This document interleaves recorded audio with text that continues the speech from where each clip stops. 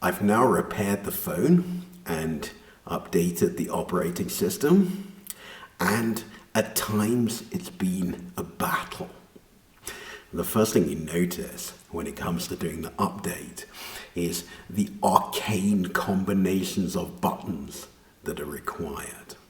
To get into the recovery mode, which you need if you're using an unofficial operating system update, you have to press the volume up button and the home button and the power button all together. And you have to do this in the right order. You have to press the power button last, otherwise it doesn't work. So the first thing you need is a special recovery program, which you can find on the web.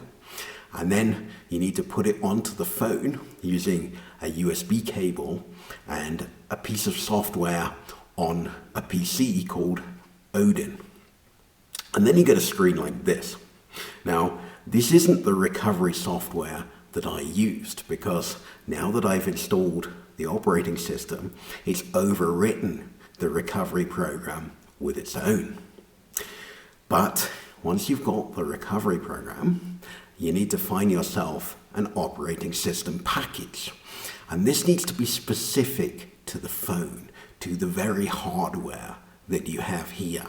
It's not like updating the operating system on an IBM compatible PC, where when you get the operating system, it'll match many different PCs. No, this has to be specific. And it was quite difficult to find that specific package. I had to hunt through a lot of forums on the web to find it, and it took me several hours in total. And when you get the package, it's a compressed file, a zip file, and you have to remember not to unzip it. You put the zip file as it is on a memory card, put it into the phone. And the operating system package and the recovery program also need to be compatible.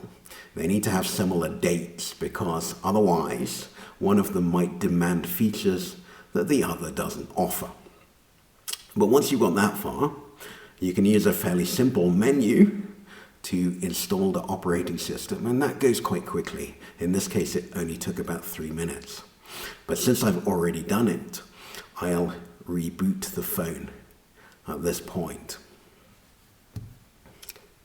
At this stage, I'll say that the smartphone hasn't turned out to be as open as I expected. The other example I had in mind for this chapter of the film was a Makita electric drill, a power drill. And that's a very black and white example. It's tough. You can get exploded diagrams showing how it fits together. You can find the parts around the world. And you can buy those parts for a decade or even longer after it goes out of production. There's very little that you can say about the power drill that's bad. But with the smartphone, there are many more complexities and conflicts. It's booted up now, and this is Lineage OS, which is a free and open source Android variant. This is Android 11, which is quite a big update since the last version that you could get officially from the manufacturer was Android 6. And it's all working well here. You can get all of the major apps in the latest versions. They install without any problems. There don't seem to be many bugs. And I've also got some special apps on here.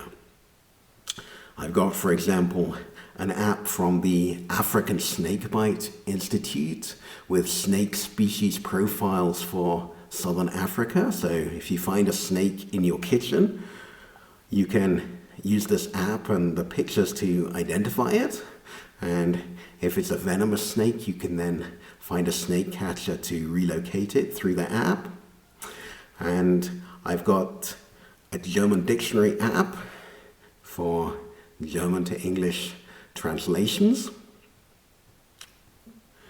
And with this one, you can download the dictionary onto your phone so that you've got it even when it goes offline, which is pretty common here. And you can do all the common things like changing your background. Here, I think I'll pick one of my own photos of a weaver bird building its nest in Bloemfontein.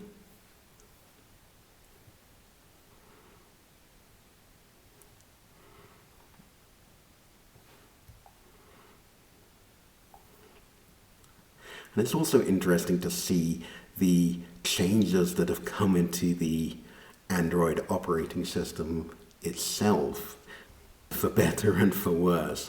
One I'll pick out, which is particularly bizarre, is the way that they've changed setting the time. Now, I guess perhaps they've turned it into a novelty because people don't often set the time manually on their phone these days. So you get this piece of abstract art, which is a clock with 2 rings of numbers and 1 hand. And you need to realize that this is the hour hand to begin with. And you can pull it in for the higher numbers and out for the lower numbers. So you take it out and then you pick 6 a.m. and then it changes into a minute hand.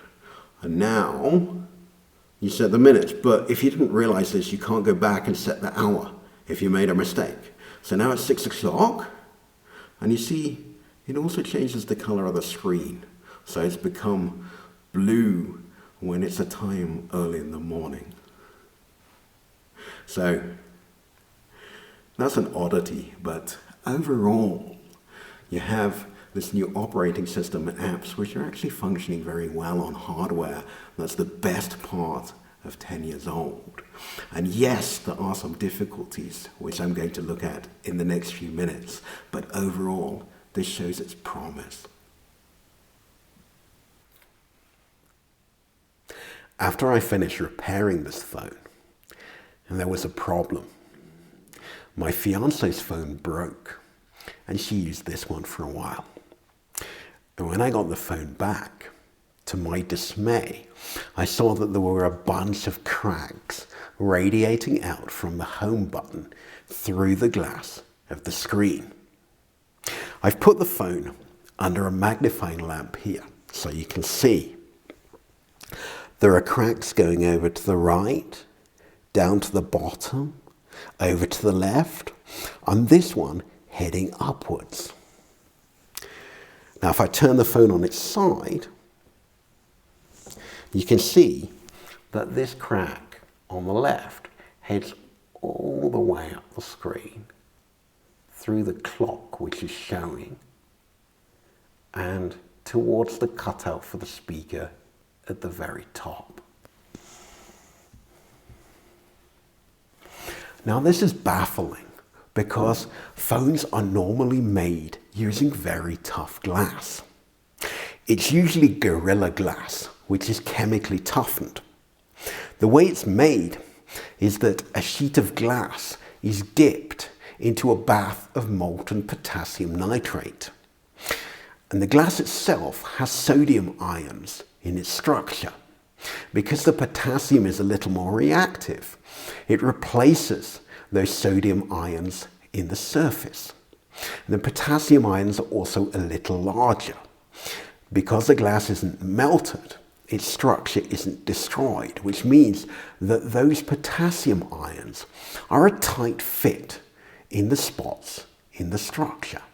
And this creates compression in the surface, which makes it very hard for cracks to start or to grow. And if cracks can't grow easily, it makes the glass a lot tougher. It's very difficult to break. But what we've got here is behaving nothing like that.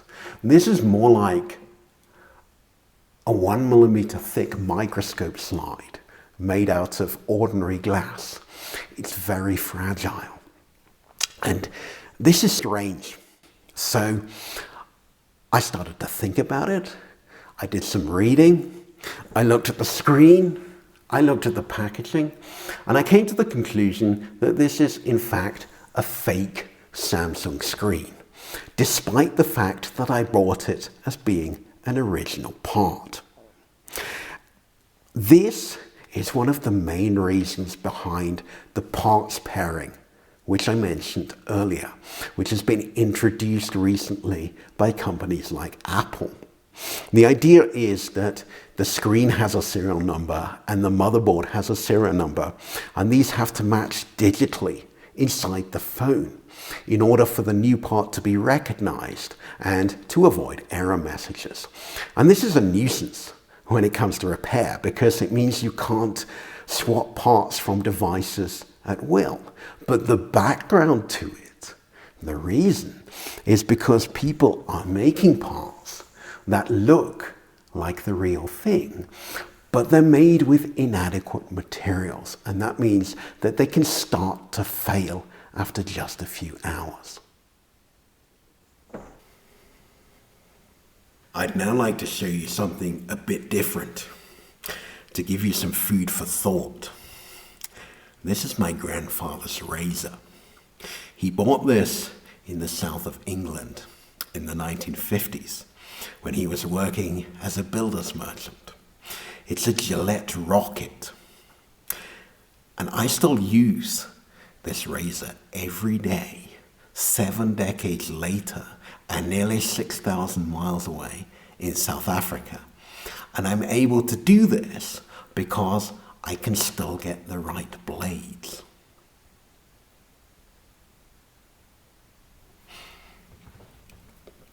This is one of the blades. It's not a fancy blade. It's not a Gillette. But you can see in the middle this distinctive jagged slot. Now the pattern of this slot can be traced back to the first half of the 20th century, when there were many different razor designs on the market. Some razors retained the blade using round pegs. Others had square pegs. Some had folded metal tabs. And the Rocket has a wide metal plunger. Every time a new razor design came onto the market, the independent blade makers cut a bit more out of the slot so that there were cutouts to match every razor. And in this way, they created a universal blade. It's like a master key, you might say. This stands in stark contrast to the operating systems of smartphones. As I mentioned earlier, if you want to update your operating system, you need to get a package which has been specially prepared for the processor and hardware of your device. You can't get a package for a similar phone and hope that it'll work. Now, the traditional justification for this is that smartphones don't have very fast processors and they don't have much memory, so they need a slim and efficient operating system without a lot of unnecessary code. And admittedly, there are a lot of different chips used in smartphones, but given the specifications of some of the latest phones, I don't find this explanation entirely convincing. There's also the fact that with a smartphone, the hardware and software usually come from the same company. This makes things more closed and more monopolistic. If the operating system were to come from an independent company, there'd be much more motivation to make it broadly compatible, to make it suit a wide range of different phones. And then there's what I call the culture of updates.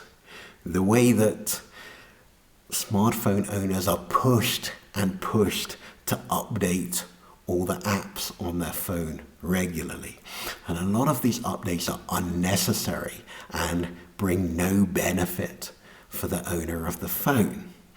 It's a bit like the regular styling changes in American cars, particularly in the middle of the 20th century, where every year the manufacturer would tweak the curves and contours of the body so that cars that were just 1 or 2 years old looked prematurely outdated.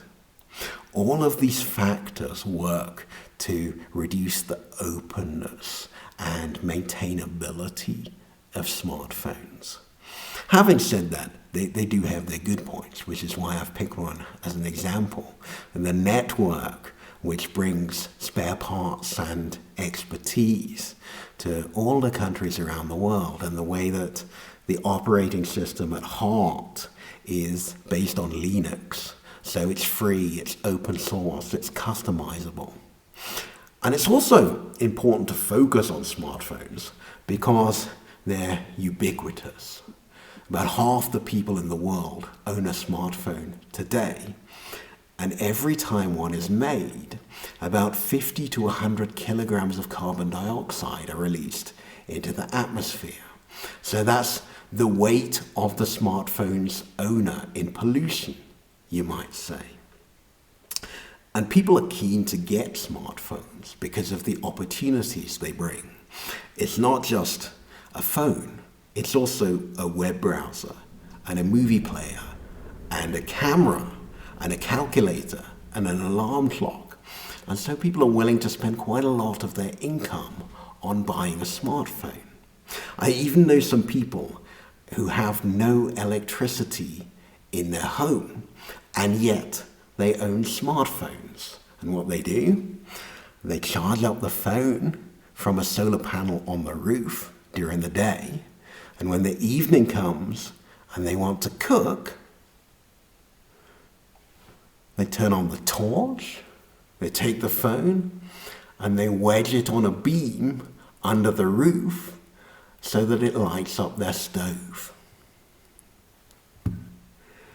So you can see that smartphone owners come from many different cultures and environments and lifestyles, and making the phones more open, striving for more repairability and longer lifetimes, isn't just going to bring these people more independence, it's also going to put more money in their pockets.